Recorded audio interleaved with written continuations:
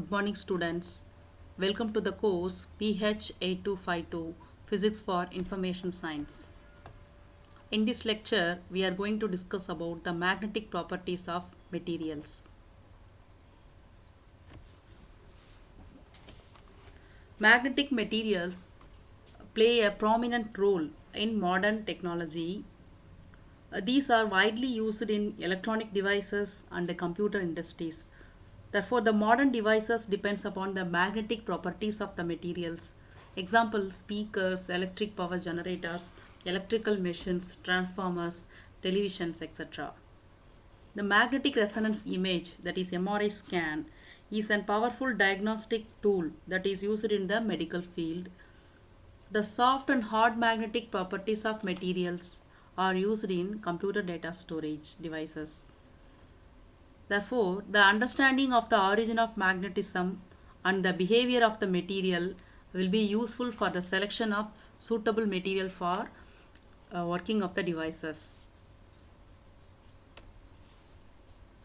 Magnetism in materials. Origin of magnetization. The magnetic properties of solids or any material arises due to the presence of atomic dipoles which give rise to the magnetic dipole moment. Therefore, the presence of magnetic dipole moment in a material that is responsible for the magnetic property. Generally, the magnetic dipole moment of atom arises from the following three different sources. One is the orbital motion of electrons, second one is the spin of electron, and third one is the nuclear spin. Let us see one by one. First, the orbital motion of electrons. So any material is composed of atoms in which the electron revolves around the nucleus in an orbit. So the phenomenon of orbiting of electron produces an internal magnetic field. So assume that the electron is revolving around the nucleus. So it is similar to the magnetic field produced by a current carrying loop. So just assume this is a current carrying loop. So the electron is moving, orbiting the nucleus. So it is equivalent to the current loop that exhibits a magnetic moment, and the current loop is regarded as a magnetic dipole. The direction of magnetic moment is normal to the plane of the loop. This is in accordance with the right hand rule. The total orbital magnetic moment of an atom is the sum of orbital magnetic moment of individual electrons in an atom. Next, electron spin. So each electron is spinning about its own axis either clockwise or in anti-clockwise sense. So which is shown in figure. So accordingly we will call it as electron with upspin and electron with downspin. So this spin also gives rise to a magnetic dipole moment that is called spin magnetic moment. Then the nuclear spin. In addition to the electron, nuclear spin also contributes to the magnetic moment of atoms. The magnetic moment of the nucleus is about 2000 times lesser than the magnetic moment of electron. So hence the magnetic moment due to the nuclear spin is negligible or neglected when compared to the magnetic moment arises due to electron spin and orbital motion. So the magnetization in any material is associated with atomic current loops generated by orbital motion of electrons around the nucleus and the spin motion of electrons. Magnetic dipole moment, Bohr magneton. Bohr magneton is the elementary electron magnetic moment, since no electron can have a magnetic moment below this value, that is represented using the symbol mu b. Mu b is equal to EH cross by 2m. Its value is 9.27 into 10 power minus 24 ampere meter square. An orbiting electron in an atom behaves like a current carrying loop, and it has a magnetic dipole moment associated with it. So it is called a magnetic dipole moment. If omega is the angular frequency of electron that is revolving around the nucleus, um, I is the current produced by that electron. So I is equal to the charge flowing per unit time. The charge of electron is minus E and the time is its period. So that is equal to E by the period is equal to 2 pi by omega. So when we substitute the period is equal to 2 pi by omega, the current I is equal to minus E omega by 2 pi that we get. Now the magnetic dipole moment due to the orbital motion of electron that is represented by mu naught. So mu naught is equal to current I into the area. So the area is the area of the circular loop. So that is pi r square. Uh, just write I is equal to minus E by minus E omega by 2 pi here. Then the pi will get cancelled from numerator and denominator. So the mu naught is equal to minus E omega r square divided by 2. The total angular momentum of electron is represented by L. So L is equal to mvr. So here the m is written as me. That means the mass of electron. So me, v is the linear velocity that is replaced by the angular velocity. So v is equal to r omega. So r into r square. So this is equal to me omega r square. Therefore, the orbital magnetic dipole moment of electron due to the orbital motion. So mu naught is equal to minus E omega r square by 2. Just multiply with me in numerator and denominator. So in numerator we will get minus E into me omega r square. So me omega r square is replaced by capital L. So minus E capital L divided by 2me. So that is the magnetic dipole moment due to the orbital motion of electron. The numerical factor E by 2me is relating the angular momentum to the magnetic moment. So this is known as the quantity gyromagnetic ratio. The spin of electron has a spin magnetic moment that is denoted by mu s. So due to the orbital motion of electron, it possesses the magnetic dipole moment that is represented by mu naught. That is derived as mu naught is equal to minus E by 2me into L. So L represent the orbital angular momentum of electron. So next part, the spin of electron. The spin of electron has a spin magnetic moment that is denoted by mu s. The gyromagnetic ratio of the spin of electron is 2 times greater than orbital motion of electron, and it is denoted as S is equal to minus E by me into S. S means, small s means spin quantum number. The quantum mechanical spin angular momentum to be space quantized. So in quantum mechanics, according to quantum mechanics, the spin angular momentum to be space quantized.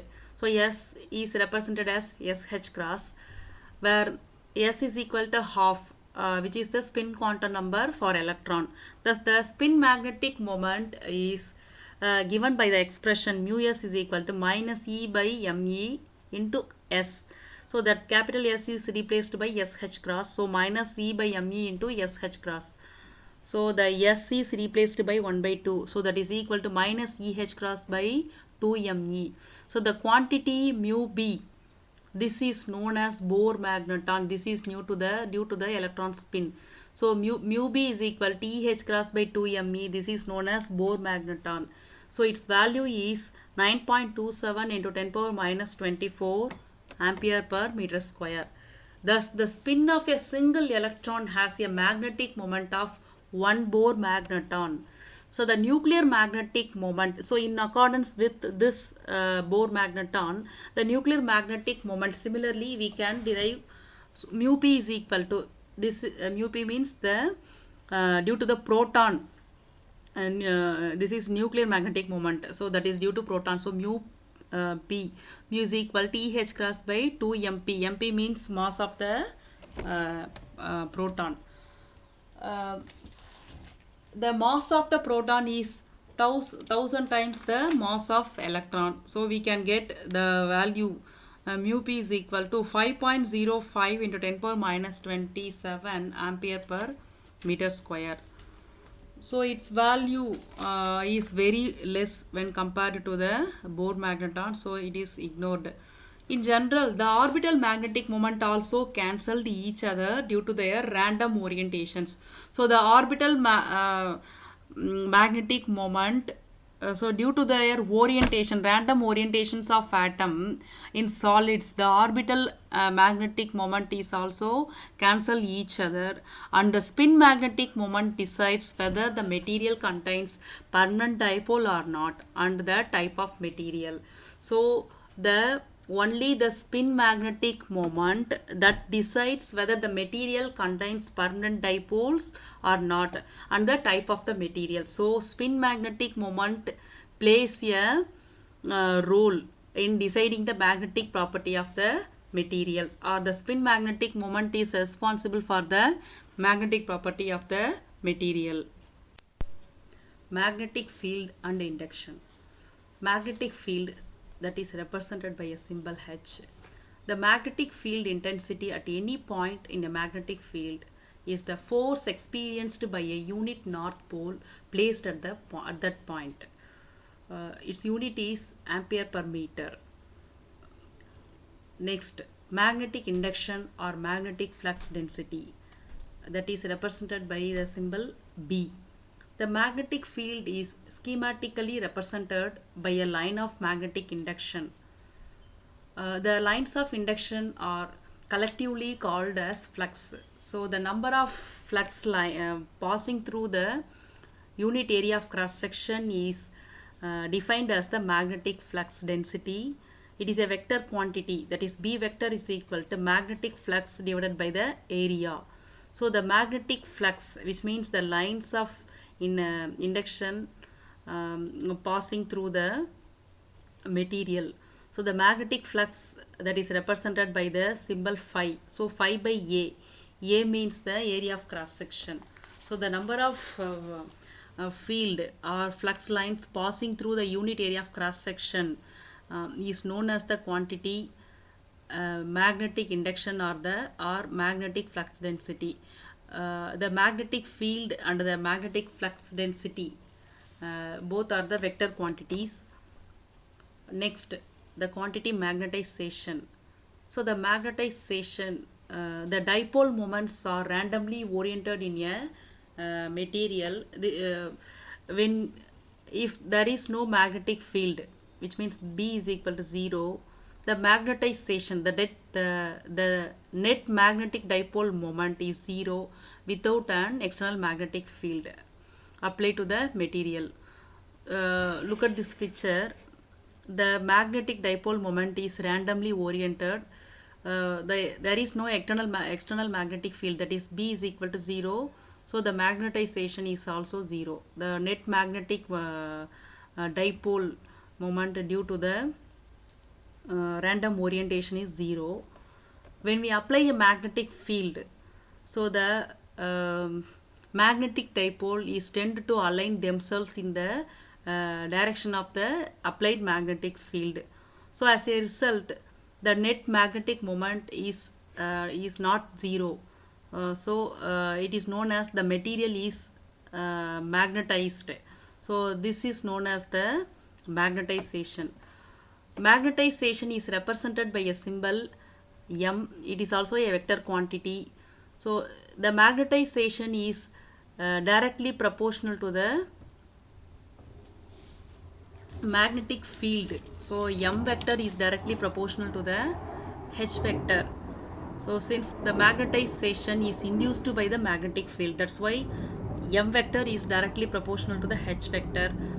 When you equal this, the proportionality constant will be introduced. So M vector is equal to psi M into H vector. The quantity psi M is known as the magnetic susceptibility. Next, the relationship between the magnetic induction and the magnetic field B and H. When a material is kept in a magnetic field, two types of induction arises. One is due to the magnetic field H and the other as a consequence of magnetization M. So the magnetic induction B will arises due to sum of these two. So B vector is equal to mu naught. Here the mu naught is known as the permeability of free space. So mu naught into H vector plus M vector. So mu naught is the quantity that is known as the permeability of the free space. So mu naught value is equal to 4 pi into 10 power minus 7 Henry per meter. Also B vector is equal to mu naught into 1 plus psi m into H. The quantity psi m is known as the magnetic susceptibility that we will see in the next slide. So comparing these two, also we can write B is equal to mu into H. So comparing these two equation, mu is equal to mu naught into 1 plus psi m. The quantity mu is known as the absolute permeability of a medium. For free space, so this equation for free space, the quantity magnetic induction B is equal to mu naught into H.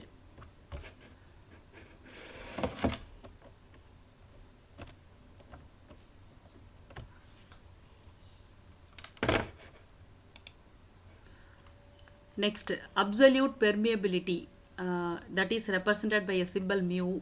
When a magnetic material is placed in a magnetic field, the magnetic field lines are redistributed and it tend to pass more through the material.